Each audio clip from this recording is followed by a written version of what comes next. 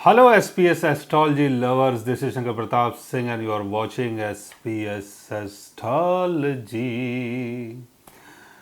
दोस्तों, आप लोगों ने पोस्टर तो देखा होगा और पोस्टर देख के आप लोग समझ गए होंगे कि आज का तो टॉपिक बड़ा ही ज़बरदस्त है।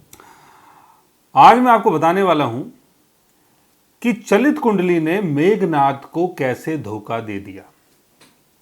यानी मेघनाथ इतना महान प्रतापी और रावण का सुपुत्र, ऐसे इंसान को चलित कुंडली ने धोखा दे दिया। यानी चलित कुंडली अपने आप में एक मुकाम रखती है। चलित कुंडली की एक अपनी विशेषता है, एक पहचान है।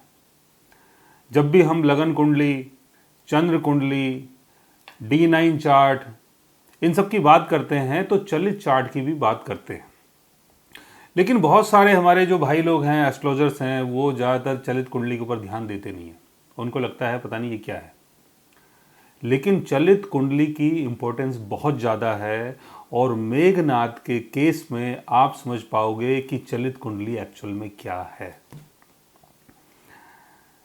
मेघनाथ को आप सब लोग जानते हैं, जिसको इंद्रजीत भी बोला जाता है।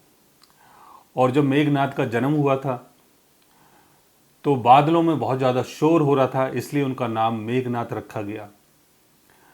और मेघनाथ को दुनिया भर की विद्याएं आती थी, तंत्र मंत्र, और ऐसे ऐसे कार्यक्रम वो करते थे कि लोग आश्चर्यचकित रह जाते थे।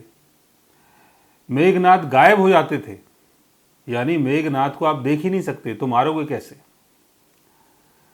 तो तमाम ऐसी चीजें, तमाम ऐसी विद्याओं के धनी मेघनाथ रावण के पुत्र चलित कुंडली के कारण मारे गए। अब इसके पीछे की बात क्या है, इसका इतिहास क्या है, इसकी स्टोरी क्या है, उस पर चलते हैं और फिर आते हैं चलित कुंडली के ऊपर। रावण को हम सब लोग जानते हैं, जिनको दशानन बोला जाता है। और भगवान राम ने रावण का वध किया था। आप सब लोग ये सारी चीज़ें जान चुके हैं, समझ चुके हैं, देख चुके हैं और कई बार इन सब चीज़ों के बारे में बहुत सारी पढ़ाइयाँ भी कर चुके हैं। और इसके ऊपर काफ़ी सीरियल्स भी बने हैं, रामायण भी आपने देखा हुआ है। और बचपन से हम सब लोगों को ये सारी चीज़ें सुनाई जाती हैं, बताई जाती हैं कि भगवान राम ने रावण का वध किया था। और मेघनाथ जो हैं, रावण के जो सपुत्र थे, उनका वध लक्ष्मण ने किया था। तो ये सारी चीज़ें हम लोग जानते हैं। लेकिन कुछ ऐसी चीज़ें हैं जिनको हर कोई नहीं जानता, जो मैं आज आपको बता रहा हूं। चलित कुंडली ने मेघनाथ का वध कैसे करवाया और इसके पीछे क्या कारण था। तो बात कर रहे थे रावण की। अब रावण को यह पता चला कि भाई मेरा पुत्र होने वाला है, यानी हमारे घर में संतान का जन्म होने वाला है। और रावण जो थे वो भी ज्योतिष के बहुत बड़े विद्वान थे। ज्योतिष की एक एक बारीकी रावण को आती थी। तो रावण को ये पहले से पता चल चुका था कि जो अब मेरे घर में जिस संतान का जन्म होगा वो पुत्र ही होगा। तो रावण चाहता था कि मेरा जो पुत्र हो वो दुनिया में सर्वश्रेष्ठ हो, कोई उसे मार ना पाए, कोई उसको हरा ना पाए, ऐसा मेरा पुत्र होना चाहिए। तो उसके लिए रावण ने क्या किया, रावण ने जितने भी ग्रह थे उन सबकी मीटिंग करी और उन सबको एक साथ बुलाया और सबको समझा दिया कि तुम सारे जितने भी ग्रह हो ना, वो अपनी अपनी अच्छी पोजीशन में जाके बैठ जाना और मोस्टली 11th हाउस में जाके बैठना। या तो अपनी अच्छी पोजीशन में बैठ जाना या कुंडली के 11वें घर में जाके बैठ जाना, क्योंकि 11वां घर जो है वो लाभ स्थान है। कोई भी प्लेनेट अगर 11वें घर में जाके बैठता है तो 11वें घर में जाने के कारण, उस प्लेनेट के कारण हमें लाभ मिल जाता है। यानी उस ग्रह के कारण हमें लाभ मिलना शुरू हो जाता है, क्योंकि 11वां घर लाभ का है, इच्छाओं की पूर्ति का है। तो रावण ने सब ग्रहों को बोल दिया कि अपनी उच्च स्थिति में जाके बैठ जाना, और अगर ना बैठ पाओ तो 11वें घर में जाके बैठ जाना। अब सारे जितने भी ग्रह थे वो परेशान हो गए। आपस में बाद में उन लोगों ने मीटिंग की कि यार रावण तो इतना पहले से ही इस टाइप का इंसान है जिसने हम सब लोगों को परेशान किया हुआ है, और अगर इसका बेटा मेघनाद भी अगर ऐसा ही हो जाएगा, यानी जो होने वाला सुपुत्र है अगर वो भी ऐसा ही होगा, तो फिर हम लोगों का तो फिर भगवान ही मालिक है। तो सबकी मीटिंग हुई, उसमें फिर बात निकल के ये आई कि सबने फैसला किया कि शनि देव से जाके कुछ ना कुछ बात करते हैं और शनि देव इसका कुछ ना कुछ हल निकालेंगे, क्योंकि शनि जो है वो कर्म प्रधान है। अब शनि देव से जब बात हुई तो शनि देव ने यह हल निकाला कि लगन कुंडली जो है, लगन कुंडली में तो शनि 11वें घर में दिखाई देंगे, लेकिन चलित कुंडली में शनि 12वें घर में चले जाएंगे। और जन्म का जो टाइम था वो भी पहले से निश्चित था कि इतने दिनों के बाद जन्म होगा और ये लगन होगा, ऐसी राशि होगी, और मेघनाथ जन्म होगा तो उस टाइम सारे ग्रह जो हैं वो 11वें घर में होंगे या अपनी उच्च स्थिति में जाके बैठ जाएंगे।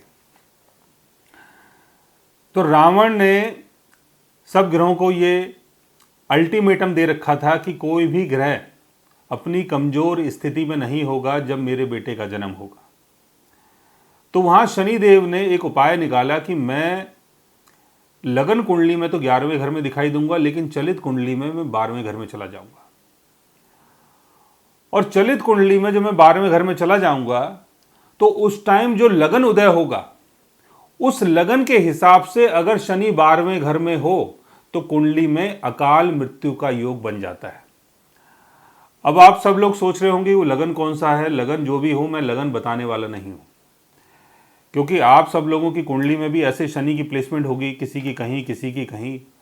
बहुत सारे लोग हैं जिनके कुंडली में 12वें घर में शनि होगा और लगन भी पता चल जाए तो आप लोगों को डर लगेगा, तो लगन की बात ही नहीं करते हैं। लेकिन ऐसा भी नहीं कि 12वें घर में अगर शनि होता है तो अकाल मृत्यु ही होती है। बहुत सारे लोगों की कुंडली में 12वें घर में शनि है, लेकिन एक पर्टिकुलर लगन में अगर 12वें घर में शनि होता है तो कुंडली में अकाल मृत्यु का योग बन जाता है। अब मेघनाथ का जन्म हो जाता है, मेघनाथ का जन्म होता है, रावण बहुत खुश। अब रावण जब मेघनाथ की कुंडली बनाता है तो रावण चलित कुंडली को भी देखता है। अब चलित कुंडली में रावण ये देखता है कि शनि कुंडली के 12वें घर में, लेकिन लगन चार्ट में कुंडली के 11वें घर में। और जैसे मैंने आपको बताया कि मोस्टली जो एस्ट्रोलॉजर्स होते हैं वो चलित चार्ट देखते नहीं है, क्योंकि जो भी सूक्ष्म बदलाव हो रहा है वो चलित कुंडली में आपको दिखाई देगा। जैसे कोई इंसान मान लेते हैं कि 3 किलोमीटर दूर आपसे खड़ा है, आप अगर उसको 3 किलोमीटर दूर से देखेंगे तो उसकी स्थिति कहीं और दिखाई देगी, लेकिन अगर आप उसको जूम करके देखेंगे तो वो कहीं और खड़ा हुआ दिखाई देगा, यानी उसकी एग्जैक्ट लोकेशन आपको पता चलेगी। तो वही है चलित कुंडली। अब चलित कुंडली में जब शनि 12वें घर में चला गया तो रावण को ये सब चीज़ें देख के बड़ा क्रोध आया। अब जब रावण को क्रोध आया तो रावण ने कहते हैं कि शनि देव को ऐसी पटक लगाई थी, उठा के ऐसा पटका था कि शनि देव लंगड़े हो गए थे।